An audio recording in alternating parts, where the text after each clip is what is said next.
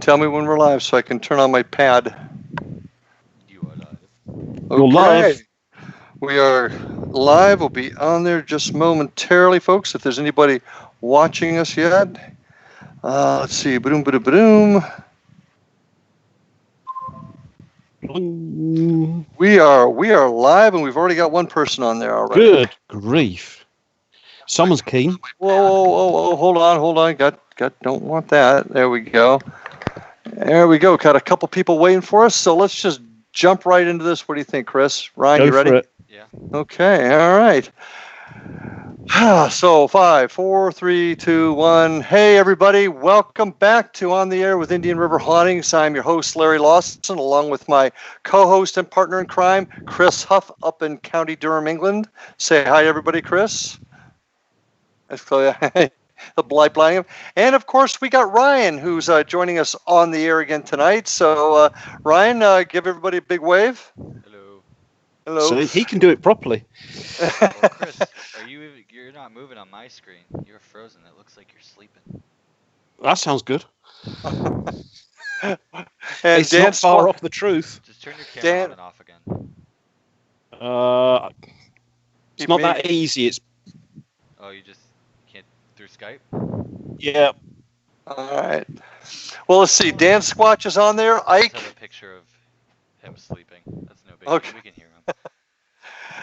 We got Dan Squatch out there. Dan Clarkson's with us. Ike from IDK Paranormal's out there. And we've got a few other folks out there watching. So welcome, everybody. Thanks for joining us tonight. I think we got a pretty interesting show to share with you tonight. Spanky just popped up there, Spanky Maxwell.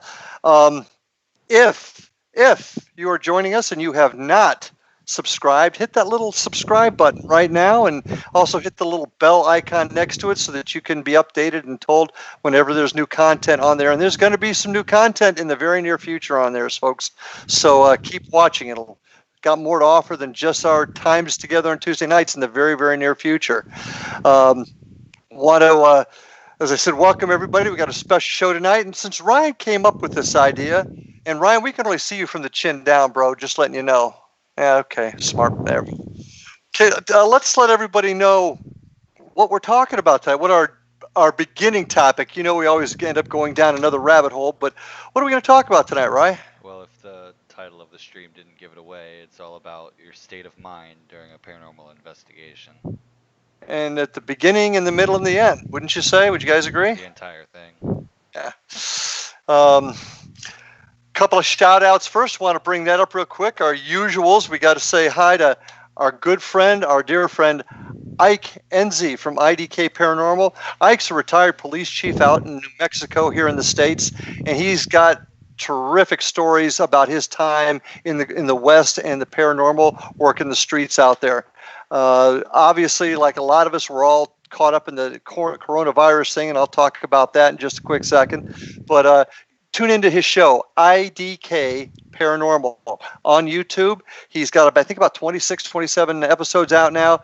Great time. Get out there and watch it. He is always there with his daughter, Christine, who's, I won't say the brains behind the operation, but she does a great job. She's, no offense, Ike, but Christine's always making it interesting.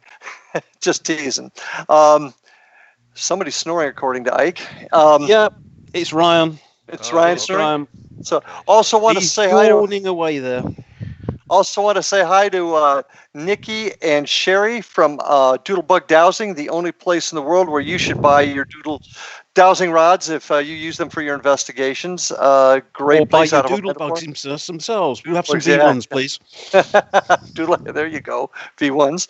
Also want to say hi to our friends Zach and Joe at the Driftwood Resort in Vero Beach, and our friends at the Marsh Landing Restaurant in Fellsmere, Florida. Ike, I'm doing good tonight. Chris, anybody you want to say hi to? Don't think there's going to be anyone from me on tonight. You say that, but there's always somebody out there, and we got Three Souls Paranormal. That's a new group. Glad to see you joining us tonight, Three Souls. Where are you from? Let me know, and I'll see you come up on the pad here. Where are you based out of? Ryan, anybody you want to? Paul's usually on, but Paul is on earlies this week, so he's not going to be joining us. Gotcha. I've already told him. I've told him he's got to hand back his Order of Lenin 3rd class. Ryan, anybody you want to shout out to? Hi, Dad. Hi, Chris. Hi, Wendy. Mustn't forget Wendy. Now, She come doesn't- on, you've got to do she this doesn't properly. watch it. She doesn't watch it. So. Doesn't matter. You still got to do it. Well, now before we do our beer challenge. I've got a really interesting beer tonight. Heather Landon's on tonight too. Good to see you, Heather, out there in Las Vegas, Florida. And so Three Souls is in Pittsburgh. Three Souls. I'm just learning Pittsburghese, by the way. What an interesting dialect to the English language. Now, where exactly is Pittsburgh? Pittsburgh is in the, correct me if I'm wrong, Three Souls, but because I'm from Ohio, Pittsburgh is up along the not New York, but almost the Ohio border in the western part of the state, real close to the north of Lake Erie. So it's the lakes. Yeah. Right, I'm with you. So, I know where the lakes are anyway. want to take a second to make sure everybody out there is healthy, hoping that you're healthy, your families and friends are healthy.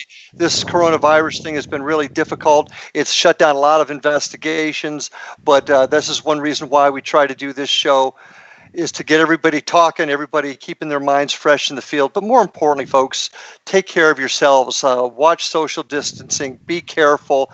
Don't do anything crazy. Most importantly, take care of your family and friends. And if you haven't done today, tell the members of your family you love them, because you never know when today would be the last day.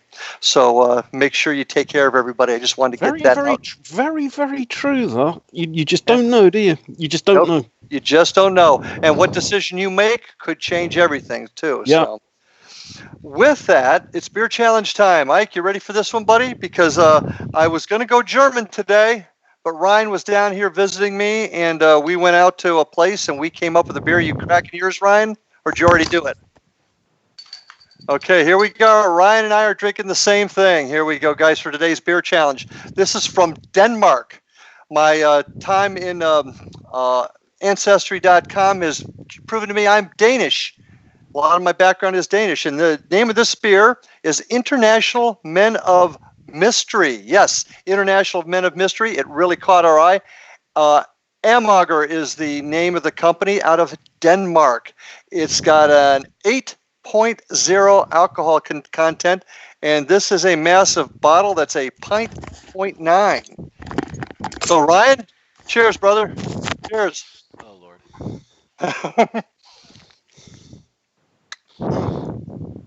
It's not bad. Whoa! Oh, crap. Whoa.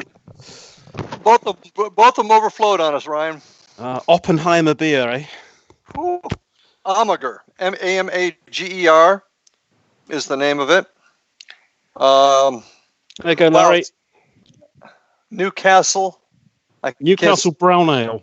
Yes, okay, you're going to join us. So Yeah. this one's a little bit. Ike likes to rate this. This has got kind of a fruity taste to it, and it says there's passion fruit mixed into it, but it is still pretty strong. Still pretty strong. But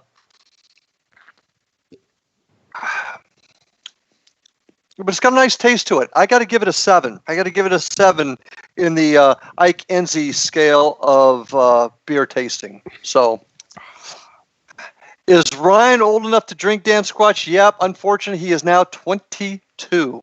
Yep. Disgusting, isn't Ryan it? is 22 years of age. So, at any rate, I don't know where Ryan went to. Yeah, I guess he went to clean up his mess after the International Men of Mystery exploded on him. But we'll get started. State of mind during an investigation. We don't talk about. I don't know about you, Chris, being a medium and you working alone a lot. I don't know if this becomes an issue, but when you've got a group like a lot of teams, our team, everybody comes in with a different attitude, maybe a different mindset coming in, and certainly the days. What's happened during the day can change somebody's mood. How important do you think moods or attitudes, states of mind are important during an investigation, not just for you as a medium, but for us lay investigators that don't have that gift? It depends what you want to do, really. I mean, if you're just going to watch your equipment, it doesn't matter too much. Really? Yeah. If you're just going to watch equipment, it doesn't matter. If you're going to try and interact, then it does matter. Okay. It's like, I'm sure you've. Hang on, 1 second. There we go. I've got to tilt this headphone. Otherwise, I've got both ears covered and I can't hear myself think. If you're going to interact, you've got to have a sort of openish mind, and I'm sure you found out yourself that if you get a diehard skeptic amongst your group, things just don't happen. Mm-hmm. It negates everything else that you're trying to do. So the last thing you really need is someone being skeptical about everything going on. And if you've had a bad day at work, chances are you're going to be skeptical about things because, sod this, sod that, sod the other. Ryan, your thoughts? I missed the entire thing because I was cleaning up this beer. Disgusting. Oh, man. I drank We're it such and a- then it just fizzed and started going everywhere, and I had to Yeah, run to same the thing sink and happened wipe to me. up the floor. And Well, Three Souls, our new guest tonight's talking about. He always goes into an investigation in an open mind, Yep. and that's what I hope we all need to do that. But I'm looking for. If I go into an investigation, let's say I had a particularly bad day at work and I'm just in a rotten mood, is that going to affect how the other side is going to respond to me?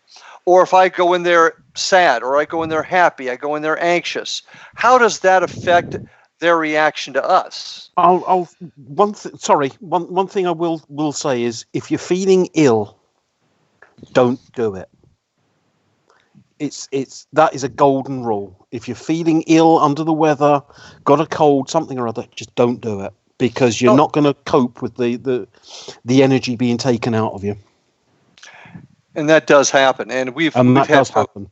Yeah, we've had folks come in and they're not feeling well and they don't last. Liam comes to mind, right? Oh, you weren't with us on that one, but he came in sick and he didn't last but an hour.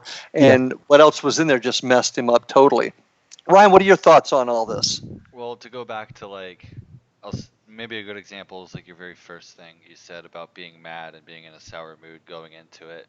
I feel like if you are the type of person to be mad all day long, I feel like it can definitely affect you. I think mood in general can affect everything. But if you stay mad, I think it can affect it greatly. I don't know how, but I feel like it can mess everything up. But if you're happy, I think it can mess it up as well. As long as you can learn to control your emotions, I think things can be better. Because if you can learn to control your emotions, I feel like you can open yourself up just a little bit better. Because if say you get a hit on the K2 meter and you just get super excited, you know what I'm saying? Mm-hmm. And you get overly excited, you could just screw up everything. I feel like if you just stay calm, keep an open mind throughout the entire thing, you should be fine. I mean, if you have negative energy, I feel like you will bring upon negative energy. But I mean, it could go to the same way of like positive energy on both sides. But I feel like you still need to stay in your own like calm type of mood. Well, Three Souls talks about always getting butterflies in their stomach before an investigation, and every investigation where they've gotten some evidence, he gets some butterflies up front.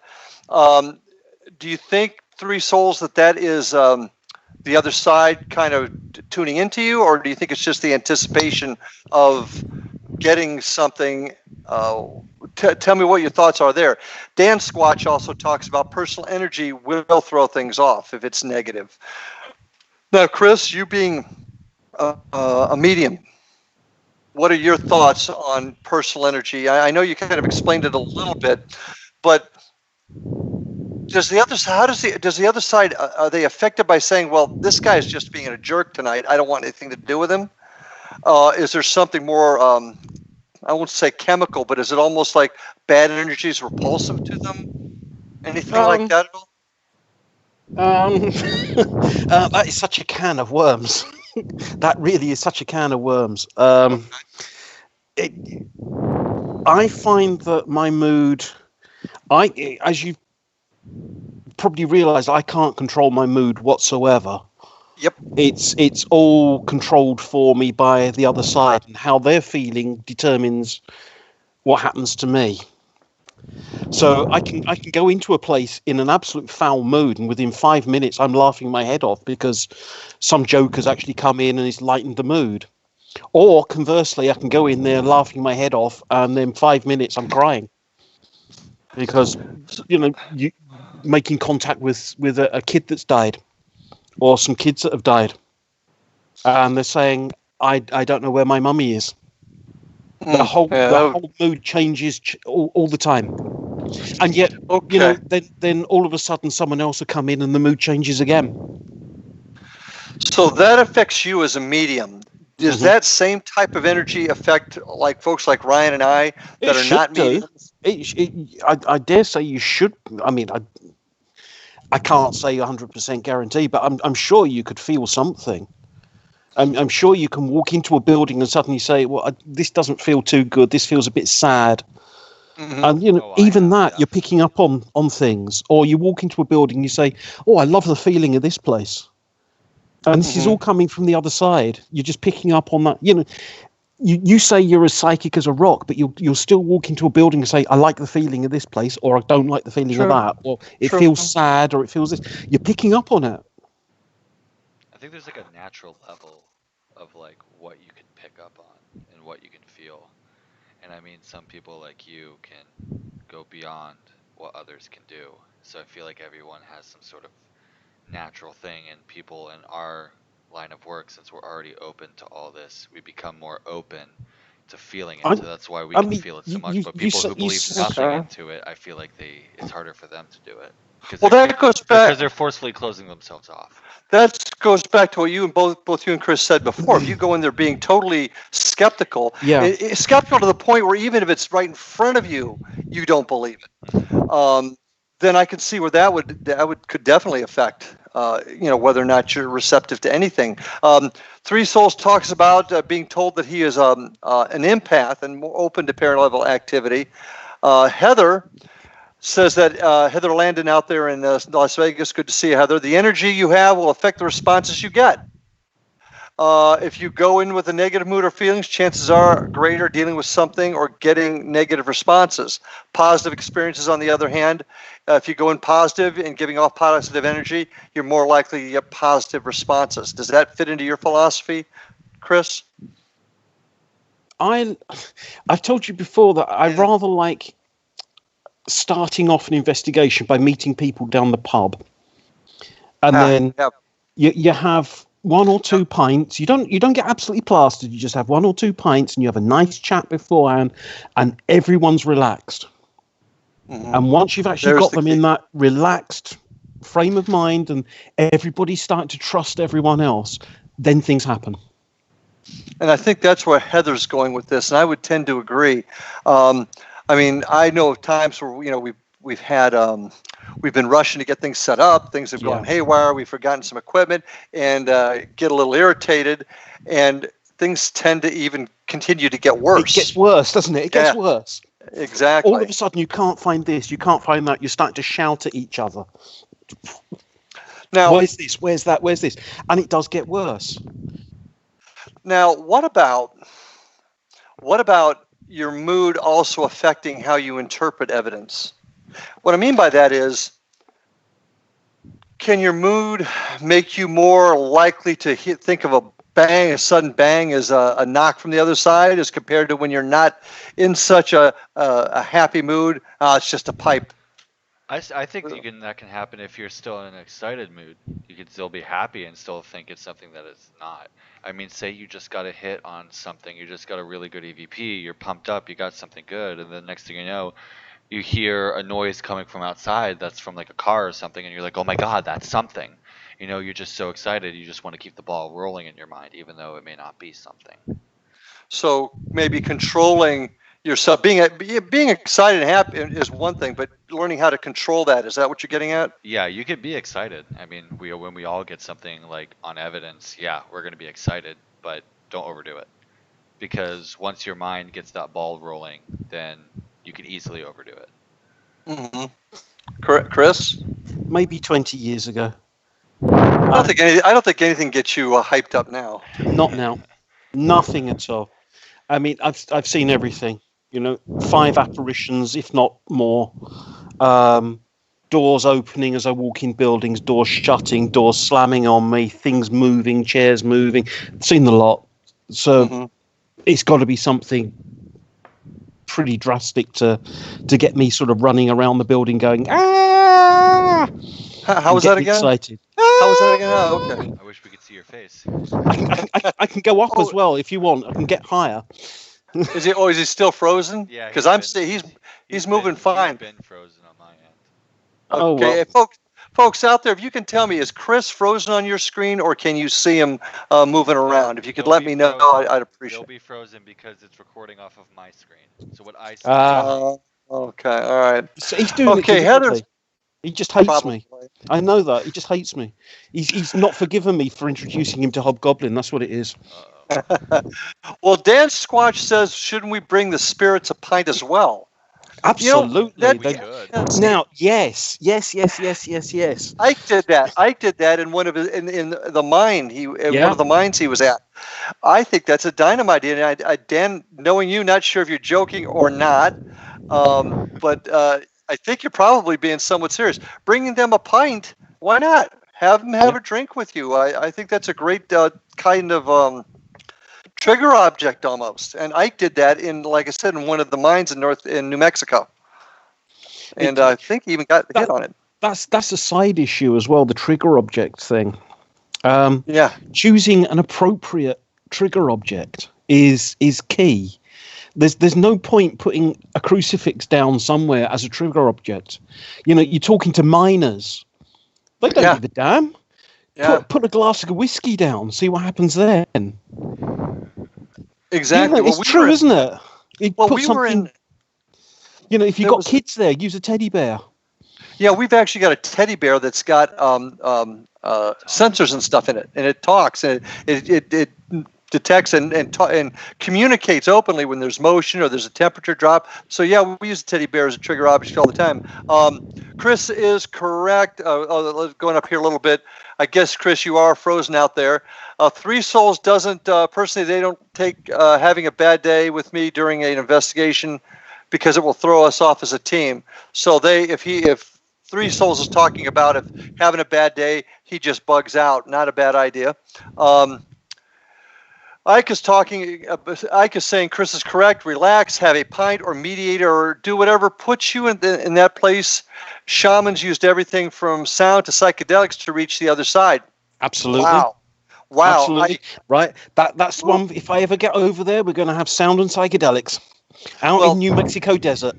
A whole sidebar to this. Now, Ike being in the police will know exactly where to get it. Ike, you better get ready, bro, because when I bring him out there, it's going to get ugly. But Ike, you do bring up a good thing, and this is a whole different subject, and that's the government's work with MK Ultra and remote viewing, as well as using psychic powers to gain information for intelligence. That was all done with sound and psychedelics. Mm-hmm. So if that's the case, if it worked for what the government was doing, and there's plenty of evidence that shows that it did, would that be an effective tool? I am not being a proponent of using anything illegal before you do a paranormal investigation. So that makes but we're right. But I actually had an experiment lined up, and this bloody coronavirus has hit. I've got my I've got careful a chap what you who say. I call Remember, this is recorded. I got a chap who I call my Padawan, who's learning various things, and he's got a history of solvent abuse, shall we say, substance abuse. Okay, it's a little bit more. And he was going to drop some mushrooms or something, and we were going to see what happened, what he could pick up on. Well, certainly. On the Air with Indian River Hauntings does not condone, suggest, or even want you to touch anything illegal during an investigation. I want to make that perfectly clear. But it is an interesting... Loads of beer. You can have as much beer as you like. Yeah. Yeah. Well, let's see. Dan Squatch is talking... Dan Squatch is talking about the ghost at the Fellsmere Inn, enjoying talking about whiskey, that he liked whiskey. And we also had at the Fellsmere Inn, that ghost behind the bar, and you weren't there that night, Ryan, and this is before we got together, Chris, talked about liking Jack Daniels. So I do see that as a as a great common ground. And if you can relax, and if a couple of beers helps you relax, I think that could be a really effective way to have a more successful investigation. Now, you've got to be careful and you've got to have limits. This goes back to that structure protocol thing. You can't have more than a couple of beers, because otherwise it's pointless. It's pointless. And what happens is you then begin to throw off the data, so you got to be very, very careful of that. The way around it, of course, is that the people engaging within the social structure, having a good time, are actually watched by people who aren't engaging in the social structure from a control box, who are then just observing what's happening and recording. And that's an experiment, and that's another experiment I want to try at some stage. Folks, so that experiments, experiments. So you've got for your American sort of 1920s speakeasy that you're doing. Have them all dress up in 1920s costume, have them pouring out the alcohol from teapots, etc. Have a whale of a time, have 1920s music playing nice and softly, but a team observing from a control box area. I would like to do that. That sounds really cool. I feel like you can really do that like a legit experiment. Yeah. And folks, that's, that is one of the most important things that I think we've been missing in our field, is conducting these types of controlled experiments. Excellent idea, Chris. I think we're gonna work on that. Dan, if you caught that, Dan's my lead investigator for FBPI. Dan, take notes. We might do. We may want to try this. Let's see. Dan Squatch. Dan has also asked Chris, would an AC sensory deprivation chamber, what would that do for your abilities? An AC sensory deprivation chamber. I think you're talking about alternating current sensors, Dan. Those things. If you can give me a. Because basically what it is that it cuts you off float in water. Yeah, you float in water. It's pitch black. It's noise soundproof. You feel nothing, see nothing. I mean, they can't control taste, right? But like touch is gone, sight's gone. You can't hear anything. I think if you wanted to send me completely doolally and never get me back, do that. Okay. Is that a good statement or a bad statement? I'm not sure. What you just said. What, don't doolally? do it, or you're No, don't do it, because Three Souls is taken off. Good night, Three Souls. Thanks for joining us tonight. Appreciate you being here. Join us again next week. Go ahead. I'm sorry. I don't think I could cope with that. I really don't. Okay. So you don't think that would help? It'd be too much. No. That would just be no. Almost sensory overload at that point. Okay. Just no. I couldn't cope with it. Okay. Heather said that they had an EVP ask for whiskey one night. The location was an old mob hangout. There you go. We're all heading to New Mexico. I don't think you live in Moriarty. That's where you're the chief, Ike. But but wherever you're at, Ike is hosting a 1920s party at his house. So let's all go. So get ready, Ike. I'm sure Deb really appreciates that. Well, his mother's house. That would be brilliant, because that place has got. That's interesting. Well, you and I are going to have I'd like to see that place. I really would. I'd like to see that place and see who I can pick up on in there. Okay. And Dan says I get to dress as a flapper. Dan, I'll dress as a flapper if you do it. All right. Oh no, Dan, don't do it. I don't want to see that from him. That would be scar you for life, son. But only if he dances the Charleston in heels. Yep. But guys, this is this type of conversation we need to have, because we're talking about our mindset, but our mindset is now moving towards almost as a trigger object at an investigation. These are two very effective things here. And I do like your control idea, Chris. This is something we need to try. I'm going to throw a little curveball in here, folks. We're going to be getting with everybody shortly with this idea that I've got, and that's going to be bringing us all together even more to collect evidence and examine it. This is a great idea of an experiment that teams out there can do. So really, really, really good stuff. So we've talked about how our mood coming in. We've talked about how that affects the other side. We've talked about how that would affect us with evidence. How do we feel when we're done?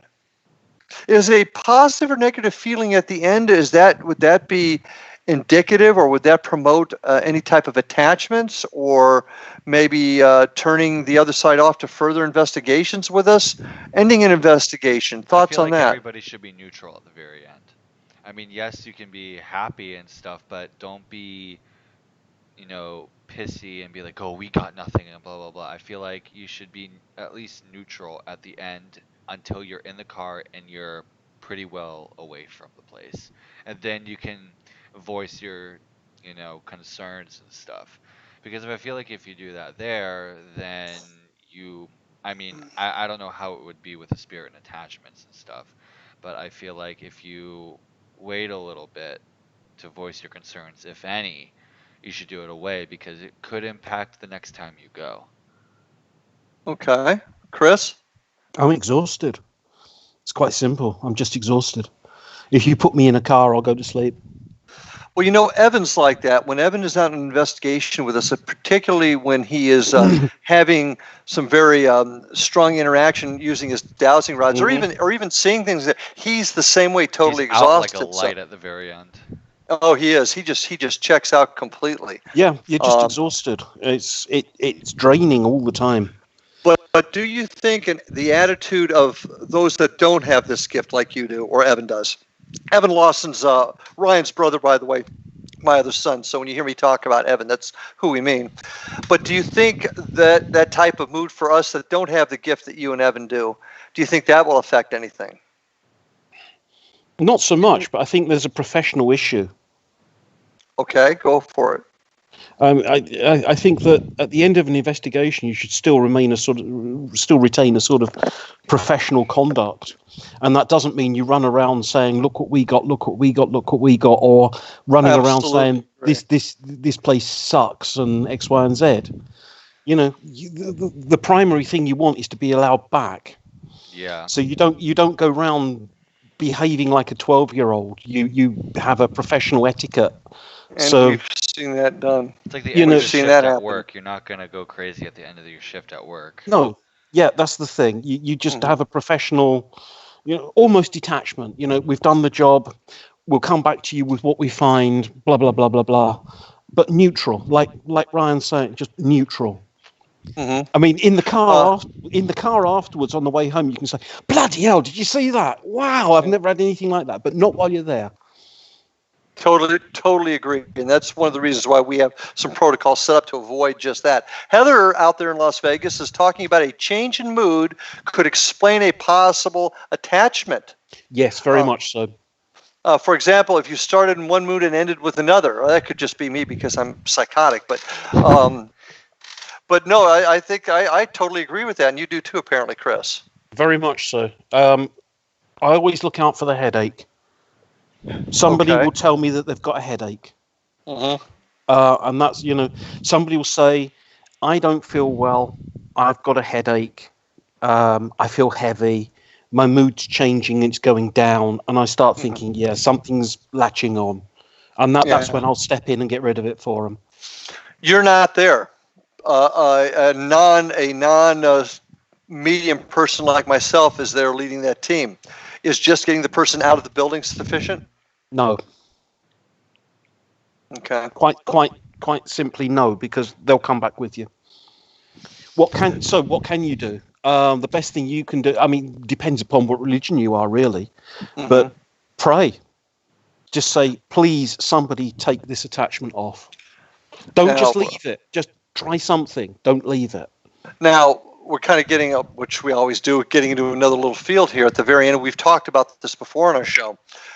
We tend to, at the end of our investigations, all say you do not have permission to go attached to us. You may not go with us. You must stay here.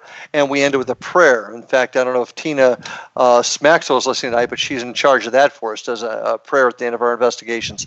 Will that be sufficient? It won't do any harm. Okay. I can't honestly say. What I do is completely differently. It's completely different to that, but it won't do any harm. And as I said, doing something is better than doing nothing. Now, like I've said a bunch of time out here, folks, Chris, Ryan, we are not the end all to beat all. Nobody has all the answers. So if any of you have any thoughts of what you'd like to do at the end of an investigation, or for fear of an attachment, let me know right now. I'd like to bring that up really quick because that's all very important. And a great way to judge that is the change of moods, the change of mindset at that end of investigation. So I totally agree. I want to go back a little bit to change it. You talked about trigger objects a little bit. If I'm going off in another direction too quick, let me know. But I'm really intrigued with this control group idea and having people act out basically during an investigation. Why do you think that would trigger the other side? It gives them something interesting, rather than just sitting there as a bunch of po-faced individuals saying, "What's your name? What are you doing?" And of course, somebody will always say, "When did you die?" Because they always do. Mm-hmm. Make it interesting. Make it that any spirits around will be interested in what's going on. Make them want to interact. Mm-hmm. It's like everything else. You just make things interesting. There's no point wandering around with a tape recorder and saying, "Who's here? Tell me your name," because a lot of them will be standing there and saying, "Are they talking to me?" Oh, good point. If you had to, how often are there multiple spirits from different eras in a building? How often would you say that actually happens? All the time. All the time. How often? And you're still thinking in this two-dimensional Newtonian universe, in that only the spirits related to that building of its time of existence are there, and it's not. They're from before that building was there, all the way through its lifestyle, all the way through its occupational life, but also spirits who've seen that there's an opportunity here, then we can communicate, and they've come in from everywhere. How often do you investigate a building, or have you seen a building where there's just only one there, period? Never. How often is it? Never. Absolutely never. Mm-hmm. You go into any building, and the first thing that will happen is all the spirits who are around you, looking after you, will go in with you. So you've automatically got 4 or 5 others going in with you, and they might want to talk. You might have your grandfather around who keeps an eye on you and makes sure that you're okay, and he might want to talk. So you've got this thing going, and all of a sudden Frank comes out, and you say, "What's your surname?" And he says, "You know me." To him, you know him, but you're not making that connection because you're thinking, right, was there a Frank living in this building? Okay. Now, keeping that thought in mind, going back to the original topic, would your mood affect those different spirits differently? In other words, if you were rather somber and you were going into a building that perhaps was bombed in London during the Second World War, and the spirit that was there maybe experienced that bombing and was killed in it, would your somber mood attract them and repulse maybe a somebody from the 1920s? Does that make sense? Yeah, I see where you're going. If I'm in a really shitty mood, I won't be doing this. But if I'm in a shitty mood, they won't come and talk to me. It's that simple. If I'm in a really shitty mood, they won't come and talk to me because they're going to get the arse end of the stick at them. So like somebody comes and annoys you in the street, you're in a bad mood, the first thing you do is say, "Off." Bugger off, right. Go away. Yeah? And it's exactly the same. So if I'm in a bad mood, I won't do it. If I'm not feeling well, I won't do it. If I get the feeling beforehand that it's not a good day to do something at so-and-so a location, I won't do it. So pretty much you're sort of talking optimal conditions for me to go and do things. Well, Three Souls Paranormal, I wish I knew his or her first name, says basically the same thing. They don't go on investigation if they're in a bad mood. Yeah. And apparently that person also is some sort of psychic ability. Okay. See, that's I've got to think that folks that have your ability are I don't want to use the term minority, but most folks that investigate the paranormal at best have a gut feeling type of level. They don't have your level. Yeah, they probably do. I mean, you're accrediting me with far more ability than I've got, I think. I think everyone's got this. You've just got to start listening. Now, Dan talks about places have layers in time. I totally agree with that. With different spirits from different eras, it's pretty much what you're talking about. Do you see, and I think this is a clearer question that I was trying to ask before. Do you see some spirits in one era being more likely to respond to you than folks in another era based upon your mood? No. It's more to do with how dominant they are within the building. So you get a personality within the building who's got a look at me personality, and they'll come through far more than someone, little Tommy is a little shy whatnot who hides in the corner. He's not going to come through as much. But the old boy whose house it was for 45 years, who's still angry that people come in his house, he's going to be the dominant personality there, and you'll start feeling him immediately. Changing gears just a little bit here, because that brings something up in mind, and I know we've talked about it a little bit before. I've always been fascinated how we've heard in different investigations, a lot of times on the television shows, one spirit will dominate the other ones in a building. One spirit will keep other ones from talking or tell other ones to shut up and control them. Do you agree with that philosophy or that event? I'll take you to Langley Hall sometime. Okay. And yes, it can happen. It really can. How can the spirits exert power over the other spirits? Langley Hall is a different ball game. In the I know which one you're talking about. Yeah, there's been Satanists in, and something's been brought in, and it's controlling, completely and utterly controlling. Other places, you get, as I said, you get old Fred who lived in the building for ages. And he's just more dominant. He's not controlling the others. He's just more dominant. And you get others where it's a free-for-all. And you get 10 people talking, and they're all trying to talk. So you get all these names coming at you. Bump, bump, bump, bump, bump, bump, bump. Mm-hmm. I would love to know the mechanics, and here I am going into a more two-dimensional world. I would love to know the mechanics and how one spirit can exert control over another. Well, go into any inner city and look at a gang. Okay, but that's a physical mechanical thing. But how does somebody start dominating a gang? It's pure personality. Yeah, and that's the same in the afterlife. It comes down to their personality. If they're aggressive, if they're dominant, if they're angry, they'll start dominating everything around them. Not necessarily controlling, but dominating, definitely. Well, it's interesting you mentioned that, because we investigated the women's club, the Sebastian Women's Club. Oh, women's clubs, I like that.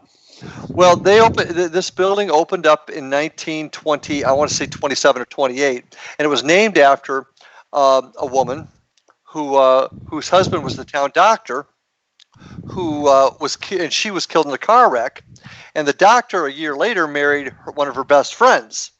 When we did the investigation, the evidence we got showed that both spirits were there, but it was the second wife that held the upper hand and kind of subjugated, kind of kept the other one down, even though they didn't like each other at all. It was, I'm not even using names here on purpose, the later wife exerted control over what we believe was the entity of the second, or the first wife. You might also find that an extreme dislike continues after death, and that if one comes in the room, the other one will leave.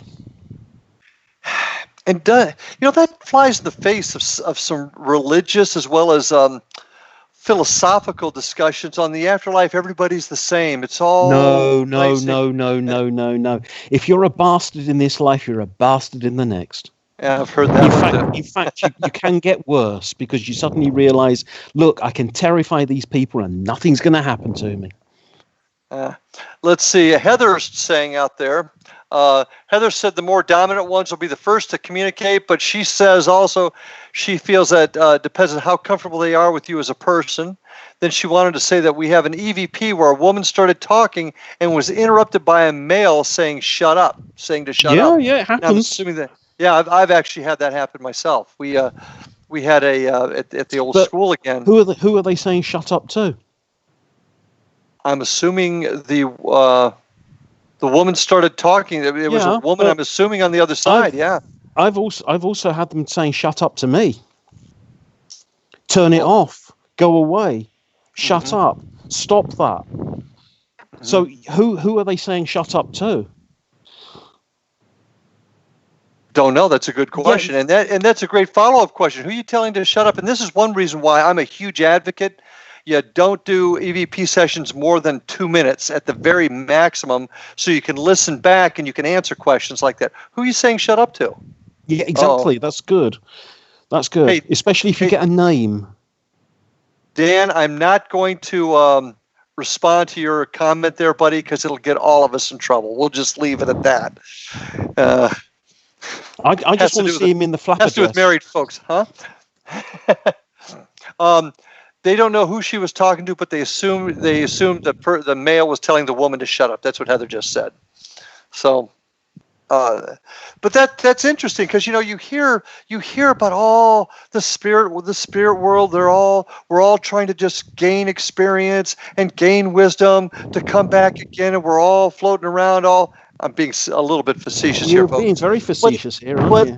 But on the other side of it, and I've heard it myself, spirits on the other side telling I've had the same thing, telling them to shut up or pushing them aside or hearing something in the background saying, let me talk. As I said before, you get mean bastards on the other side. You get misogynists on the other side. You get women haters. You get, pedophiles. You get everything. They're not going to change. There's no beatification that goes on. They don't instantly change into something wonderful and light and wonderful and drift off.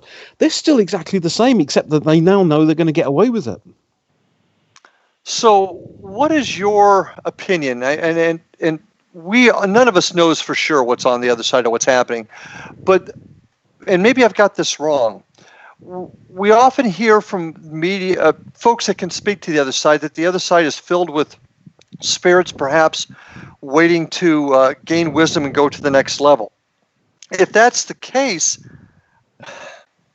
why do we have this? Or is the other side just another world like ours? It starts off with, what is your religious background and how were you taught to do this? Because that clouds your whole issue, because that's what you believe. But what's the reality? The reality is it's not much different from here. But, now here we go. You see the but. The but. there is an ascendance. There is this beyond ascendance. But it's not something where you just go off and you never come back from. You can come back and visit, but there is an ascendance that you start learning. I mean, there is this learning aspect to it. But not all of the spirits on the other side want to do it. A lot of them just say, this is mine, this is my house, this is my necklace, this is my car, this is mine. The me attitude, the narcissists that we get in this world. You can try and move them on, but it's not easy. But once they go on, you after a while they'll want to, because it becomes quite painful. But yeah, I'm trying to encapsulate something in 5 minutes that I could talk about for about 4 hours. I know, and I don't know if there is one solid answer to it. There is not one answer to it. You got any thoughts on any of this, Ryan? You look like you're there doing homework or something. No, I'm just working on the computer a little bit. Okay, keeping us going. That's good. So that brings the question, and this question is gonna drive you nuts, Chris. And I would really like to hear what anybody else on the other side out there listening might think about. why do folks that have your ability, why can't they come to a consensus? Because everybody's got a little bit of a different story. Right, you're not going to like the answer. If it is the real answer, I'm going to love it. If you communicate with someone with the brain of Einstein, you're going to get an awful lot more information and understanding than someone with the brain of Bobo the clown. So that brain power transcends to the other side, and I think It's how much you can understand of what's going on around you. Mm-hmm. It's how much the other side have got to work with. Now, this goes back to your philosophy of the collective mind and the other side, doesn't it? Very much so, yep. Yes, okay. That's where I was going with that.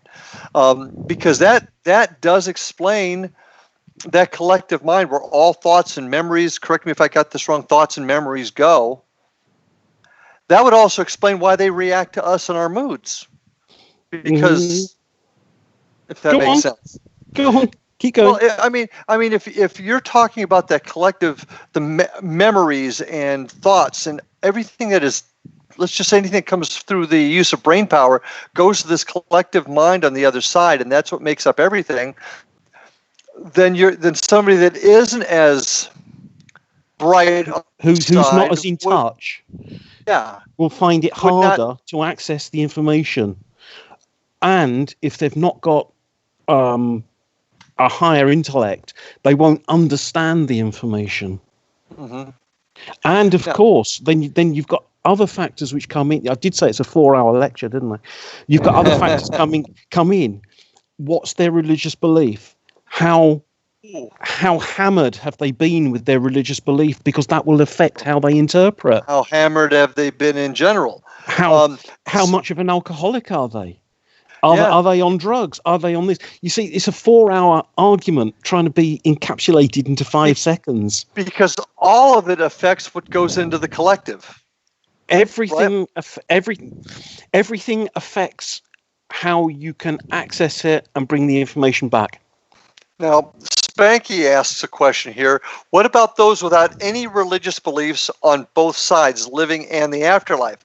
In other words, you've got somebody that has absolutely no religious belief here, and then they pass on. They have no religious compass at all or opinion at all. What about them? They find out in the end that it's there. Let's face it. I mean, this is the biggie, isn't it? You know, you cross over and you find something there, or you don't find something there, and I'm just making it up. So we're all going to find out one day. And that's the question. Isn't that why we do this? Isn't that why we do this now, is to try to find out those answers early before we go to the other side? I think that's been man's quest from the get-go. I think I do this to stop them annoying me. And Dan makes a comment that we're back to alcohol and drugs. So yeah, we Dan, are indeed. Good point.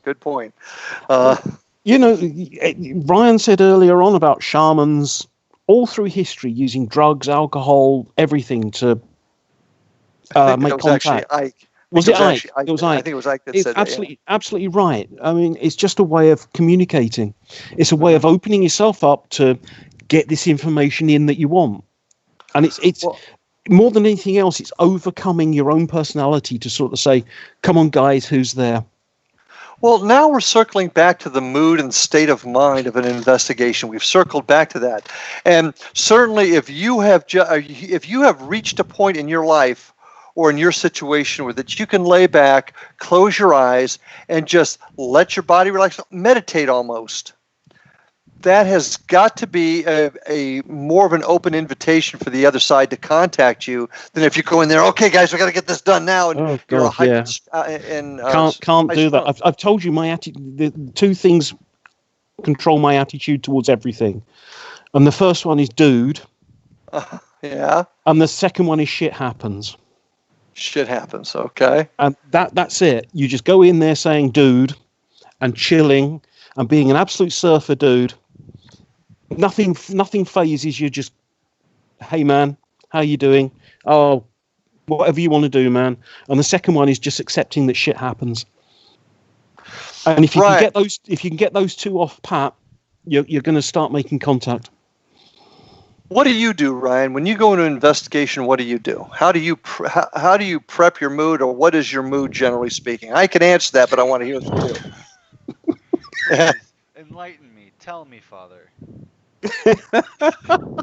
You're one of these guys. You're one of these guys that just kind of sits back and watches and waits. Nothing excites you. Nothing gets you upset. You just sort of sit back. He got quite animated. He got animated in the pub.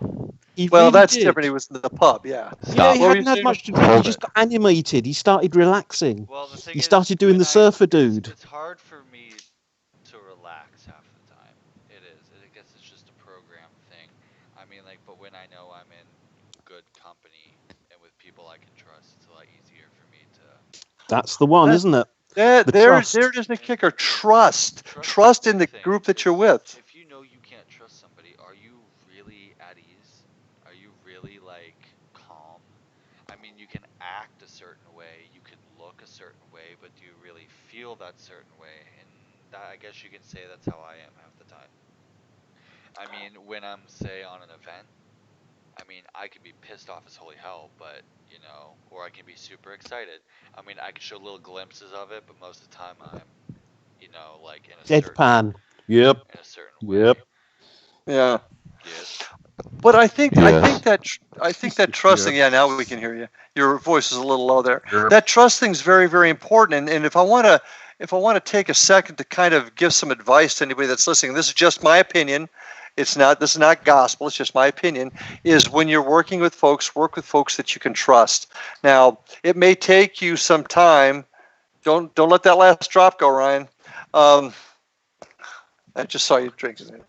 Never mind. Trusting the people that you're with is vital. And there are times where it may take you a year or so before you are smart aleck, before you find enough folks that you trust. I got to go back to the FBPI, greatest group, greatest team out there. The trust there between all the team members is outstanding, and you can just tell it in how everybody operates. And I can see that in Ryan too. So trust is very important for your state of mind. Because if you trust, you open up more. That's just my opinion. Dan talks about stressing out because his plans. Dan's come up with some of the most brilliant. I'm not kidding, Dan. Has come up with the most brilliant plans to conduct an investigation. In our first few years, that guy would come up with just outstanding operational plans, op plans for our investigation, and we just didn't have the people that executed properly. Now we do, but Dan's kind of joking about that. He does a great job. But attitude and trust all has to do with your mindset and investigation. You leaving again, Ryan? Jeez. It's the toilet now. Now, that's one of the big reasons why you don't like to investigate with people, right, Chris? Because you just have... them. Yeah. I don't trust hardly anyone. I have real problems. Yeah, trust is an important thing to assist in your attitude and your mindset in an investigation. And... wow. Once again, we are about at quitting time, guys. It's been an hour already. We're just getting started. I know. I don't know. Is anybody? We've just got a couple minutes left. If anybody out there, Ike, Dan, Spanky, got any thoughts, guys, that you'd like to share with us before we call it a night? We're about 3 or 4 minutes out. Anybody that usually doesn't say anything during our talks, now's your time to say something. Yeah, let's get it out, because this is about us all talking. It's like a classroom. Anyone who hasn't answered the question, raise your hand. And we don't mean to go to the toilet. Exactly. I will say this. I'm waiting to see if anybody else responds. But if you're enjoying this forum that we're creating for folks to talk about their experiences, their thoughts, their philosophies on paranormal research and investigation, join us every week. If you have a thought or an idea, something you'd like us to talk about, kind of get a conversation going on, get a hold of me at ghostguy59@gmail.com. Send me a message. Say, hey, I'd really like to talk about this topic. Or if you've got a thought or comment about what we have discussed and you'd like to tell us in private. I've had some folks email me recently about doing some work with us. got a plan coming up on that one, folks. I want you to stay with us because we're going to be coming up with an idea that's going to involve all of you out there, and we're pretty darn excited with it. So stay tuned to hear more on that one. Also, you might want to stay tuned as we start discussing on some separate airings other than the show, some training stuff that we're going to bring up, just some thought-provoking things about equipment and protocols that you may want to hear. So stick with us. There's a lot that's going to happen on the Air with Indian River Hauntings. There's a lot that's going to happen with the Florida Bureau of Paranormal Investigation that if you guys are interested, you can become involved with too. So we'll be getting back to you on that in the very near future. This is just a little teaser out there to get you talking. Any parting comments, guys? I don't see anybody jumping out here to give us their thoughts on this, so maybe we've put them all to sleep. I don't know. We probably have. Parting thoughts? Usually Parting do. thoughts, gentlemen. And I want make it known you finished yours before I finish mine, Ryan. And I'm probably in a better state than you are, so. Yeah. Parting thought, Ryan. What is your parting thoughts on this topic of the proper mindset during an investigation? My parting thoughts is literally just to reiterate what we said. When you're doing something, please, I feel like personally me is staying in a relaxed state of mind the entire time is going to give you the best results. I have seen it happen. I encourage people who work with me to be in a relaxed state of mind because every time that has happened, we get something. And I have proof of it too. I mean, I record stuff like this. I mean, being in a relaxed state of mind allows you to be more open. It allows you to be part of something more, you know what I'm saying? And it just makes it better for everyone else that's being part of it too. I mean, just be relaxed and everything will just unfold. Chris? Be a surfer, dude. Be a surfer, dude. Yeah. And that's Be a surfer, dude. That's my philosophy on everything. Be a surfer, dude. Just say, "Hey, man, dude," and don't put up with any shit. If anyone starts giving you shit while you're doing it, just walk away.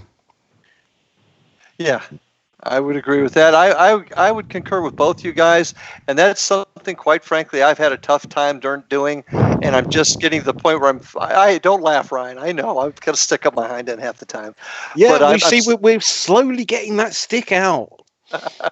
I'm not bloody touching it. Ike out there in Paranormal kind of mimics what you guys are saying. Clear mind and be in good spirits. Ike, I couldn't agree with you more, buddy.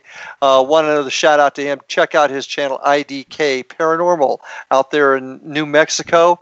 Cool place. I'd like to talk to you sometime about the Skinwalker Ranch. I know that's not really near you, Ike, but I'd like to get your opinion. Can we all go out to New Mexico and do a Skinwalker episode? Skinwalker. I haven't heard that. Oh, yes, please. Yeah. Hey, what do you think, Ike? Ike, what do you think? Can we come out there and invade New Mexico and have some fun with you? Do some investigating? Let me know if I know we've talked about it before, so I know he's already on board with that one. But folks, once again, that's right. There was an X-Files. Guys, if you're enjoying the show and you enjoy the concept of what we're trying to produce here, getting folks together to talk about the paranormal, our thoughts, opinions, get everybody's thoughts together to maybe come up with best practices, or just to talk about your experiences, let them know about On the Air with Indian River Hauntings on Tuesday nights at 7 o'clock.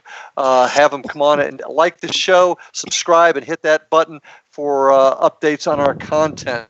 It's been another terrific show. Oh, Ike says, let's go. Yeah, Dan, I am watching the Skinwalker Ranch. I'm not sure how I feel about it yet, but it is definitely interesting. But besides the show, the stories behind Skinwalker is awesome. Spanky's ready to go out there too. So, Ike, we're coming, brother. We're coming. At any rate, folks, we will be closing out tonight. Thank you so much for joining us. Tell your friends, get folks out here to be part of the show, be part of the movement, because the movement is just beginning as we search to find the answers of what really does exist on the other side. With that, good night, Ryan. Good night, Chris. Good night. Hello. Okay. And we will see all of you guys next Tuesday on the Air with Indian River Hauntings. Thanks for joining us. Tell others. We'll see you next week. Good night. Oh.